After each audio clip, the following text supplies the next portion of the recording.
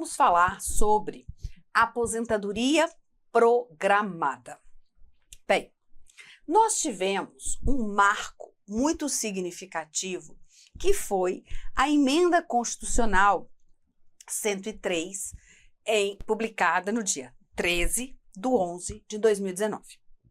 Essa emenda, ela então altera os critérios para a concessão da aposentadoria voluntária, trazendo o que a gente chama de aposentadoria programada.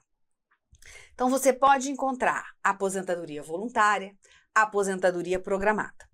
No regulamento da Previdência, no decreto 3.048, já está lá a aposentadoria programada, após a reforma de 2019.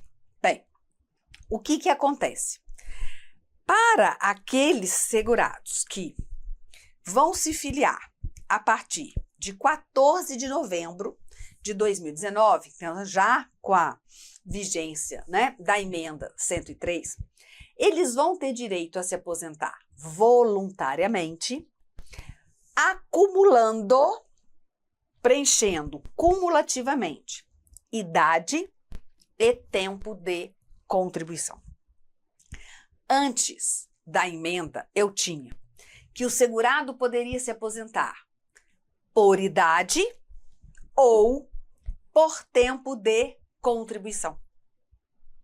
E agora, com a reforma, juntou o critério, idade e tempo de contribuição. A professora, acabou então a possibilidade de alguém se aposentar por tempo de contribuição? Para aqueles que ingressaram depois da reforma, não há possibilidade.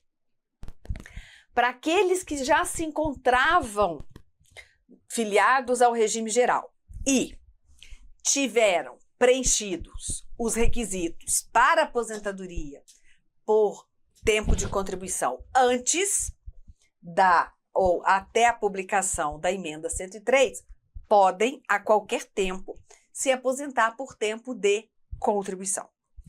Aqueles que, na data da publicação da emenda, não tinham as condições para terem aposentadoria por tempo de contribuição, mas vão preencher regras de transição que permitem uma aposentadoria por tempo de contribuição, ainda vão poder ter, tá? Mas nós vamos falar da aposentadoria programada. A aposentadoria programada, ela já prevê na própria Constituição a idade mínima que deve ter o segurado, deixando para a lei dispor qual será o tempo de contribuição. Veja, é assegurada no regime geral de previdência social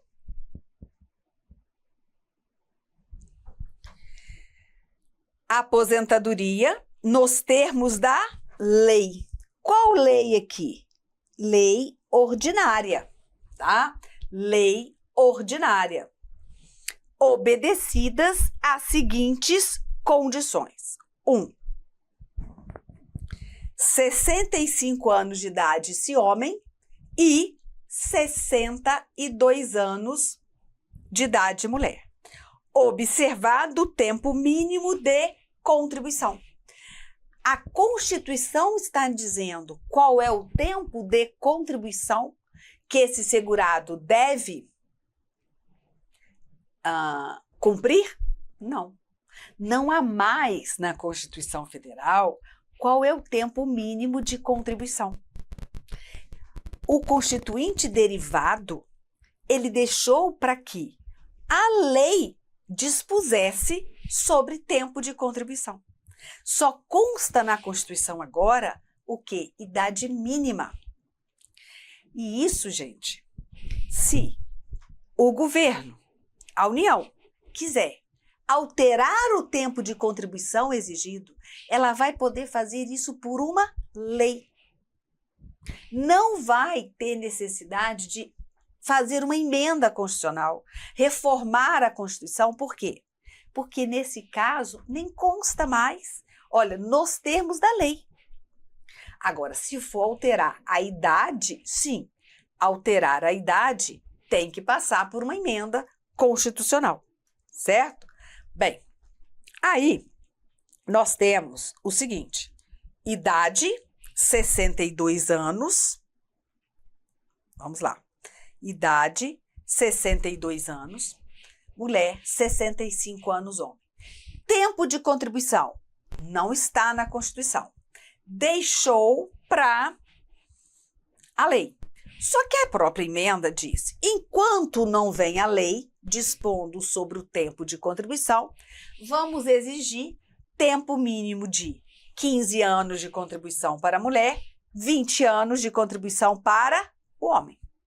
Então, aqui, ó, eu tenho esse quadro para vocês. Olha, 65 anos de idade, homem, e 20 anos de contribuição. 62 anos de idade, mulher, e 15 anos de contribuição. Então, no regime geral, a diferença tanto na idade quanto no tempo de contribuição exigido para homem e mulher. Exige, professora, idade máxima para ingressar no regime geral e, consequentemente, ter direito a uma aposentadoria? Não. Por exemplo, se eu tenho hoje uma mulher ou um homem com 65 anos e nunca contribuiu para a Previdência, pode vir a ter a aposentadoria programada? Não, porque não contribui. Mas se iniciar a contribuição agora, professora, aos 65 anos de idade, se ela contribuir por mais 15, então 80 anos, ela poderá se aposentar perfeitamente. Vai ter os requisitos: 15 anos no mínimo de contribuição, no mínimo 65, ela vai ter 80. Poderá se aposentar, né? E nesse meio do caminho, pode ser que ela fique incapacitada, temporária ou permanentemente, tendo aí talvez o direito a auxílio por incapacidade temporária ou aposentadoria por incapacidade permanente, dependendo, né, de preencher os requisitos exigidos. Então, veja, eu não tenho idade máxima para ingressar no regime geral. Eu posso me filiar ao regime geral na qualidade de segurada facultativa a qualquer tempo, qualquer idade. No caso de segurado obrigatório, eu não posso, eu sou obrigatoriamente segurada, né? E aí nós temos a partir dos 16 anos, salvo o menor aprendiz a partir dos 14 anos de idade. Bem, então a aposentadoria programada vai exigir idade e tempo mínimo de contribuição. Bem, nós temos aí que preocupar com a carência mínima de contribuição também. A carência mínima de contribuição é de 180 contribuições. Mas olha só, se a mulher tem 15 anos de contribuição e o homem tem que ter 20, necessariamente vai ter 180 contribuições para a carência. Depende. Nem sempre. Por quê? Porque quando vocês estudaram carência, vocês viram que para o segurado facultativo e para o contribuinte individual, que tem a responsabilidade de ele mesmo recolher a sua contribuição, a carência é computada a partir da primeira contribuição sem atraso. Então, pode ser que ele tenha tempo de contribuição, mas não tenha cumprido a carência de 180. Por quê? Porque o contribuinte individual, ele poderá comprovar a sua filiação anterior a primeira contribuição, indenizar esse período e contar como tempo. Sim, mas esse período que ele vai indenizar não é computado como carência. Então, eu quero que você continue pensando. 62 anos, 65. 15 anos de contribuição, 20 anos de contribuição para o homem. Para ambos, carência mínima de 180 contribuições, certo? 180 contribuições. Bem, renda mensal inicial da aposentadoria programada. Nós tivemos também, com a reforma de 2019, mudança no cálculo do salário de benefício e na apuração da renda mensal da aposentadoria voluntária. O cálculo do salário de benefício você já estudou. É pelo artigo 32 do Decreto 3.048. Média dos salários de contribuição correspondente a 100% do período contributivo, a partir desde a competência julho de 94 ou desde o início das contribuições, se posterior àquela competência. Lembrando que na aposentadoria programada, há a possibilidade de o segurado excluir determinadas contribuições que levariam a um valor menor para o benefício, né? Só que vai ter que respeitar o tempo mínimo de contribuição e a carência.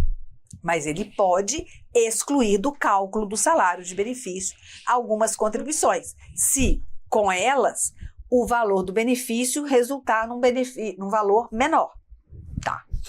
Apurado o salário de benefício, nós vamos aplicar para a renda mensal inicial da aposentadoria programada 60% desse salário de benefício, mais 2% a cada ano que exceder 15 anos de contribuição mulher, 20 anos de contribuição se homem. E aí eu quero trazer essa tabela para você. Olha, se a mulher vai se aposentar tendo no mínimo 15 anos de contribuição e 62 anos de idade, nós sabemos que o cálculo da aposentadoria dela começa em 60%, né? E vai acrescendo 2% para cada ano que supera 15 anos de contribuição. Então, olha, ela começa com 60, depois vai 62, 64, 66, etc., até ela chegar a 35 anos, e aí sim ter uma renda mensal inicial correspondente a 100% do período contributivo.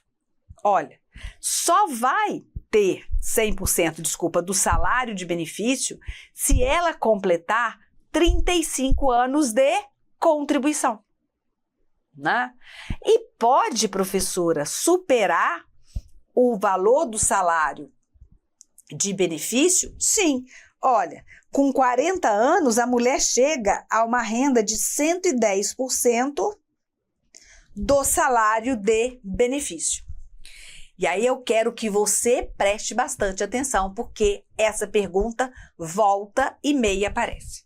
Professor, o salário de benefício tem como limite máximo aquele fixado em portaria da Previdência Social e da Fazenda? Sim. Limite máximo. Agora, isso não quer dizer que a renda mensal inicial não possa superar o salário de benefício em contrato. Vou colocar aqui em número, imaginando que o teto, tá? Hipoteticamente, o teto da Previdência, hipotético, o teto seja de 10 mil. E essa pessoa vai se aposentar, ao calcular o salário de benefício, deu 5 mil. Ora, Se essa mulher tiver apenas 15 anos de contribuição, qual é o valor da renda mensal inicial? 3 mil. 60% de 5 mil. Bem, se ela deixar se aposentar aos 35 anos de contribuição, qual vai ser a renda mensal? 100% do salário de benefício, 5 mil. Mas se ela deixar para se aposentar com 40 anos de contribuição, 110%, né? 5.500. Ultrapassou o teto? Não. Ultrapassou o valor do seu salário de benefício? Sim.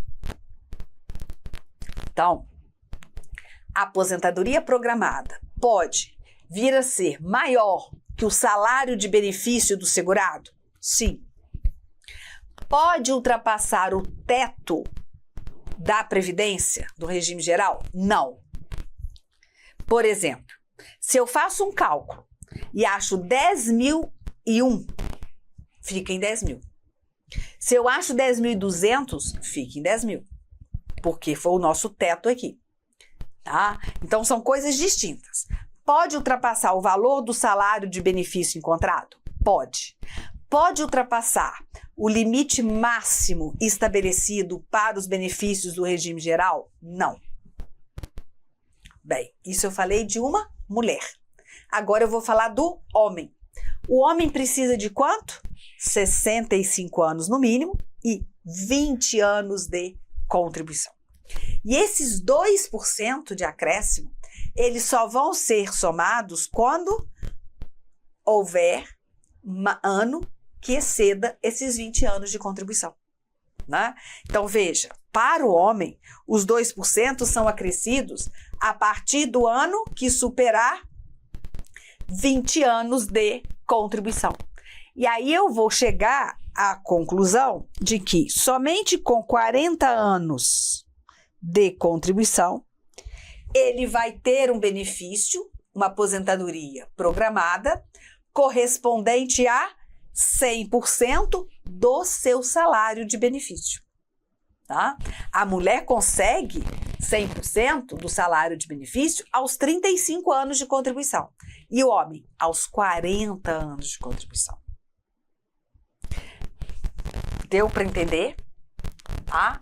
Podem até se aposentar aos 15, aos 20 anos de contribuição, mulher e homem. Não há impedimento, desde que cumpra a idade mínima. Mas para ter 100% da média, 100% do salário de benefício, a mulher precisa completar 35 anos de contribuição e o homem 40 anos de contribuição. Bem, data de início do pagamento deste benefício.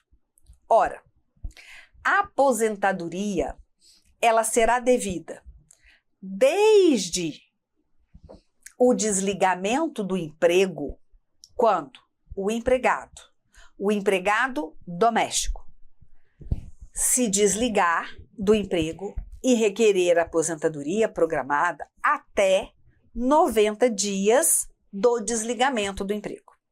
Então, rescindiu o contrato agora, já tem todas as condições de se aposentar, mas vai requerer daqui 30 dias.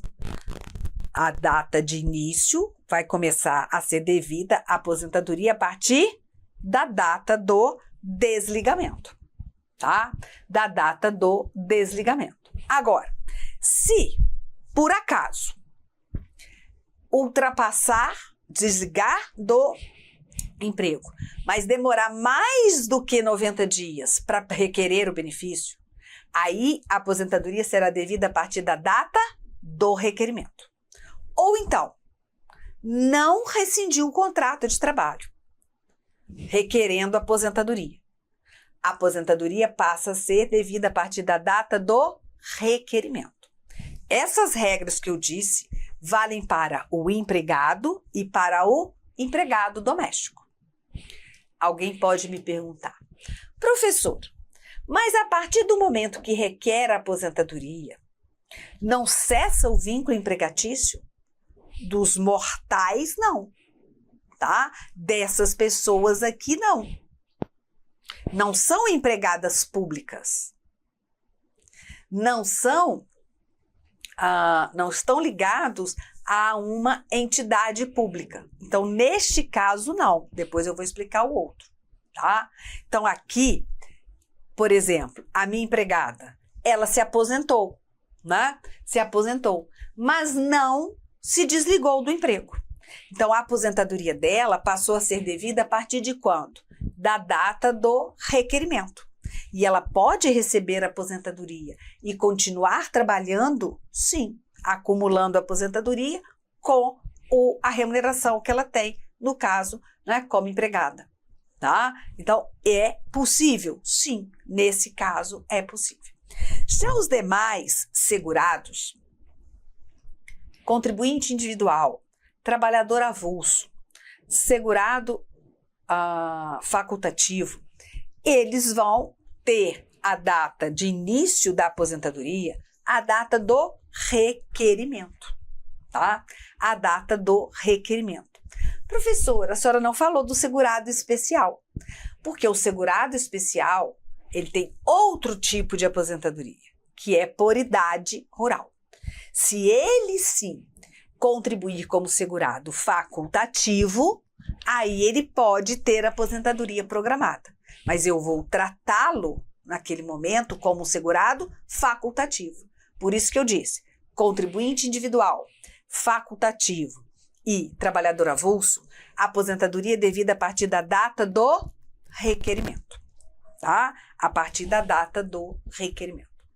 Bem, a aposentadoria programada, ela é dita pela lei como irrenunciável e irreversível. Sim, uma vez concedida, tá? Eu não posso renunciar à minha aposentadoria. Eu não posso me desaposentar. A única possibilidade que existe é eu desistir do pedido de aposentadoria. Isso vai acontecer quando eu ainda não recebi a primeira parcela do benefício ou não saquei o fundo de garantia ou PIS. Então, veja aqui. Olha o artigo 181B do Decreto 3.048. As aposentadorias concedidas pela Previdência Social são irreversíveis e irrenunciáveis.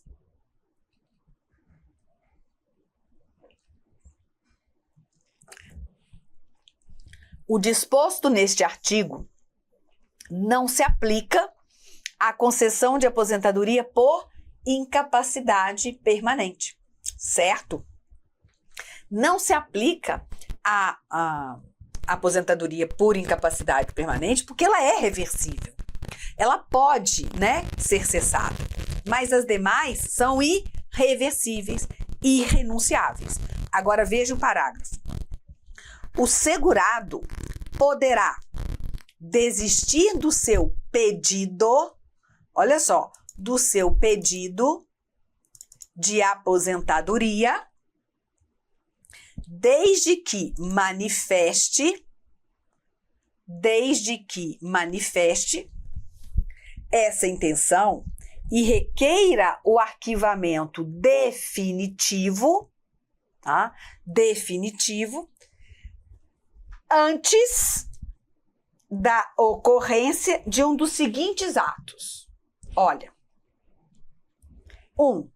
Recebimento do primeiro pagamento do benefício, ou então da efetivação do saque do fundo de garantia ou PIS, tá?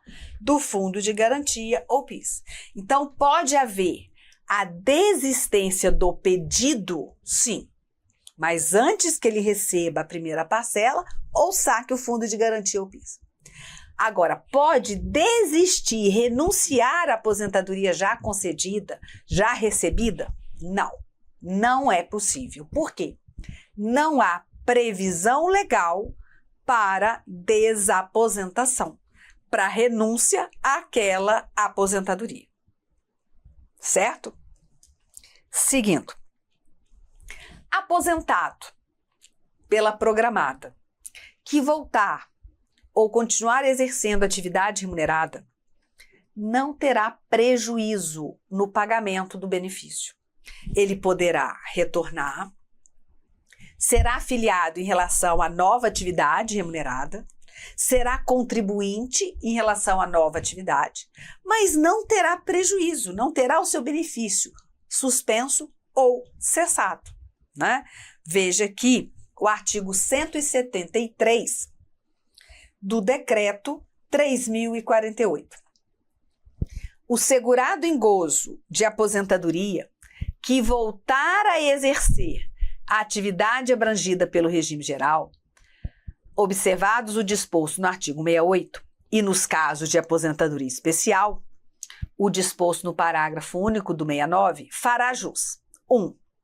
Ao salário família e à reabilitação profissional quando empregado, inclusive o doméstico, ou trabalhador avulso. Sim, porque salário família só é devido a empregado, empregado doméstico e trabalhador avulso de baixa renda. Então, se ele retorna, em relação à nova atividade, ele é considerado de baixa renda, tem filho até 14 anos de idade ou inválido de qualquer idade, pode vir a receber salário família. Agora, salário maternidade pode em relação à nova atividade. E aí não fala só empregado, doméstico ou trabalhador avulso. Ele fala o quê? Todos, tá? Ele fala para todos. Então, se eu, contribuinte individual, me aposento aos 62 anos de idade, tendo cumprido no mínimo 15 anos de contribuição e a carência de 180 contribuições. Mas volto a exercer atividade remunerada e tenho que ir lá contribuir. Adoto uma criança. Eu tenho direito ao salário maternidade? Sim. Em relação a essa nova atividade, cumprindo aquela carência, né, que a individual tem que cumprir, 10 contribuições mensais, terei direito ao benefício de salário maternidade. Tá bom? Bem, então fica aí essa situação. Agora, lembra que eu falei que o empregado doméstico nem sempre vai ter não vai ter o vínculo trabalhista rompido, que ele pode continuar no emprego sem prejuízo da aposentadoria. Mas falei, olha, ele não é empregado público. Então, veja aqui. O artigo 37, parágrafo 14 da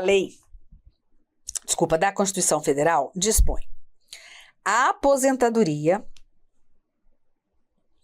concedida com a utilização de tempo de contribuição decorrente de cargo, emprego ou função pública, inclusive do regime geral de previdência social, acarretará, olha só, o rompimento do vínculo que gerou o referido tempo de contribuição. Então, olha aqui, um empregado público abrangido pelo regime geral vai requerer a sua aposentadoria. Não pode aposentar e continuar na empresa pública. Não. O que ocorre? Agora vai haver o rompimento do vínculo. Ah, mas eu conheço vários que se aposentaram e continuaram. Eu também. Mas isso para situações de aposentadoria até dia 13/11/2019. Porque se deixou para aposentar depois, tem que cumprir a Constituição. Rompe-se o vínculo e aí a pessoa vai ter que não mais ficar na função, no cargo, né, no emprego público ali que usou o tempo de contribuição do regime geral, tá bom? Então, cuidado.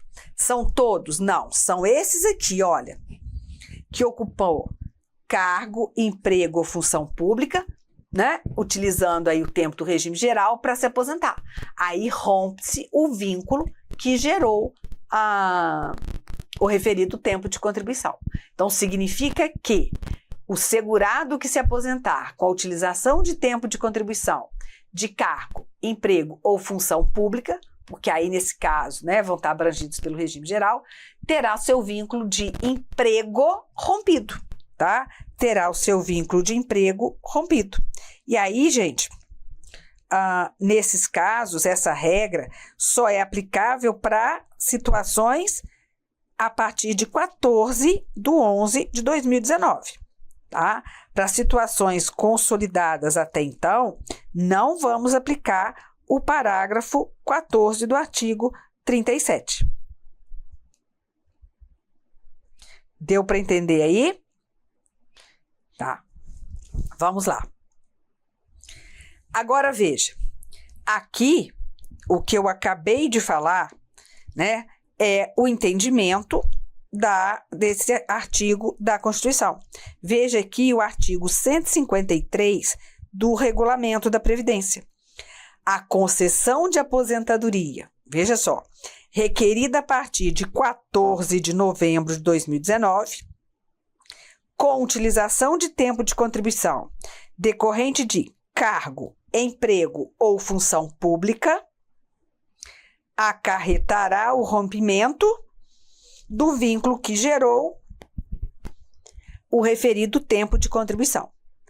Olha, para fins do disposto no caput, após a consolidação da aposentadoria, o INSS notificará a empresa responsável sobre a aposentadoria do segurado e constarão da notificação as datas de concessão e início do benefício, né? Para a empresa saber, olha, se aposentou a partir da data tal, rompe-se o vínculo, né? Empresa, você não pode mantê-lo como o seu empregado. É isso que o decreto trouxe. Então, para aposentadorias a partir de 14/11/2019. Bem, a aposentadoria por programada, ela também tem alguns benefícios com os quais não pode acumular, né? Então, vamos ver quais são os benefícios que não podem acumular com a aposentadoria programada. 1.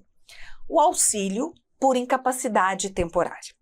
E esse eu vou chamar bastante a sua atenção, porque é muito comum em prova. O segurado, imagine um segurado aposentado que retorna ao exercício da atividade remunerada. Ou continua no emprego, ou volta a trabalhar, né? E depois de um certo período, ele é acometido por um acidente ou por uma doença que o deixa incapacitado, incapaz para o trabalho por mais de 15 dias consecutivos. O que a gente pensa? Incapacidade para o trabalho habitual por mais de 15 dias consecutivos. Pense em auxílio por incapacidade temporária. Pois bem, esse aposentado que retornou não vai ter direito ao auxílio por incapacidade. Mas espera aí, ele está contribuindo, ele é segurado em relação a essa nova atividade. Não terá. Há pouco você viu, quando retorna, quais são os benefícios? Salário família, para empregado, doméstico e avulso. Reabilitação profissional, para empregado, doméstico e avulso. E salário maternidade para todos em relação à nova atividade. Então, como é que fica a situação desse aposentado que está incapacitado agora? Vai para casa receber a sua aposentadoria, até melhorar. Mas ele não acumula a aposentadoria com auxílio por incapacidade temporária, tá? Não acumula a aposentadoria com a incapacidade temporária. Veja, também não há possibilidade pela legislação em vigor, tá? Pela legislação em vigor, auxílio acidente. Por que eu gritei? Pela legislação em vigor. Porque nós tivemos em 11 de novembro de 97 a publicação de uma medida provisória que foi convertida em lei. E aí, não sendo mais possível acumular auxílio acidente com a aposentadoria, qualquer que seja ela. O auxílio acidente cessa, ele passa a integrar o salário de contribuição para o cálculo do salário de benefício da aposentadoria, mas ele não pode acumular com a aposentadoria, tá? Então, não há mais. Ah, mas e antes? Antes podia. E até já vimos, né? O STJ, a própria AGU, entendem se a lesão lá incapacitante, da redução da capacidade de trabalho e a aposentadoria forem, né, cumpridos os requisitos até 10 de novembro de 97, sim, é possível a acumulação, porque naquela época a lei permitia. Depois, um ou outro, tendo aí os requisitos cumpridos após, né, a partir de 11 de novembro de 97, aí nesse caso não há possibilidade de acúmulo de auxílio acidente com a aposentadoria. O Sebrasp, uma vez, foi muito habilidoso numa questão, quando ele coloca, segundo a legislação em vigor, auxílio acidente e aposentadoria não se acumulam. Perfeito. Ele não deixou nem margem para haver questionamento. Segundo a legislação em vigor, realmente não há possibilidade de acúmulo, tá? Vamos. Não se pode ter mais de uma aposentadoria no regime geral de previdência social. Então, eu não posso acumular minha aposentadoria programada com depois uma outra aposentadoria. Volto, contribuo, fico inválido. Não. No regime geral, só uma aposentadoria, né? Não tem exceção. Ah, mas se ele exercer mais de uma atividade, vai ter um benefício. O que vai acontecer é que no salário de benefício, nós vamos somar os salários de contribuição, que serviram de base de cálculo para a contribuição previdenciária, né, para fazer o cálculo do salário de benefício. Então, isso se chama atividades concomitantes, mas não é possível acumular mais de uma aposentadoria. Bem, aí vem aquela pergunta. Não há possibilidade de aposentar com mais de uma no regime geral? Sim. Mas uma pessoa pode ter uma aposentadoria do regime geral de previdência e uma paga pelo regime próprio? Perfeito. Perfeito. Né? É o meu caso. Eu vou me aposentar pelo regime geral aos 62 anos de idade e vou me aposentar no regime próprio aos 57 anos de idade. Então, veja, eu cumpro as condições no regime geral aos 62 e cumpro as condições no regime próprio, onde eu também sou segurada obrigatória, aos 57 anos, porque eu vou entrar em regra de transição, né? Não preciso chegar aos 62 anos lá, como o regime próprio da União agora exige.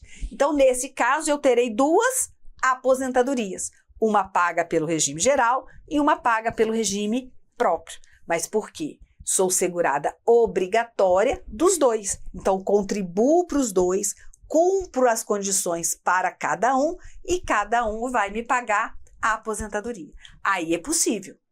Tá? Mas o que eu não posso é receber duas aposentadorias no regime geral. Bom, vamos lá. Aposentadoria e BPC da LOAS. Lógico que não pode, né? O BPC, o benefício assistencial devido ao idoso, a pessoa idosa e a pessoa com deficiência, é aquele benefício para pessoas que se encontram em vulnerabilidade social, né? Cumprindo lá os requisitos da lei. E a própria lei diz, o BPC da LOAS não pode ser recebido com benefícios da Seguridade Social, com exceção do benefício de assistência médica e também do benefício de pensão especial de natureza indenizatória. Então, nesse caso, né, não há possibilidade. Aí surge uma dúvida. Receber aposentadoria e BPC, quem estiver em gozo de BPC pode recolher para a Previdência Social? Pode. Na qualidade de segurado facultativo? Pode. E aí, quando preencher as condições para aposentadoria, o que ocorre? Concede a aposentadoria e cessa o BPC, tá? Cessa o BPC. Então, veja essa dúvida, que também é uma dúvida muito comum, tanto dos alunos quanto nas provas. Bem, não pode haver também o acúmulo de aposentadoria com o auxílio inclusão. Não é com auxílio reclusão, não.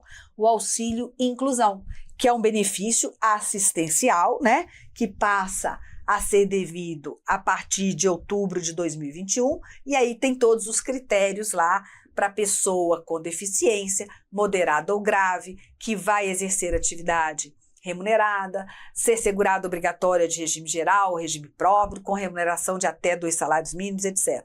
Então, auxílio inclusão com aposentadoria é possível? Não, porque a própria lei diz: o pagamento do auxílio inclusão não será acumulado com o pagamento de benefício de prestação continuada, BPC da LOAS, e prestações a título de aposentadoria, né?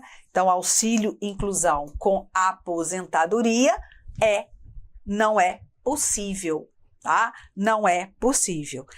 E com seguro-desemprego. Mas mesmo que aquele segurado aposentado esteja empregado, quando ele é demitido sem justa causa, ele não pode acumular aquele seguro-desemprego e mais aposentadoria? Não. Pela própria natureza do seguro-desemprego e também expressamente vedado pela Lei 8.213. O artigo 124 da Lei 8.213 veda ao acúmulo o recebimento conjunto de seguro-desemprego com benefícios da Previdência, com exceção da pensão por morte, do auxílio reclusão e do auxílio acidente. Então, aposentadoria e seguro-desemprego não é possível acumular, certo? Então, terminamos aqui a aposentadoria programada comum, que nasce com a reforma de 2019, exigindo do segurado cumulativamente idade, tempo mínimo de contribuição e carência. Certíssimo?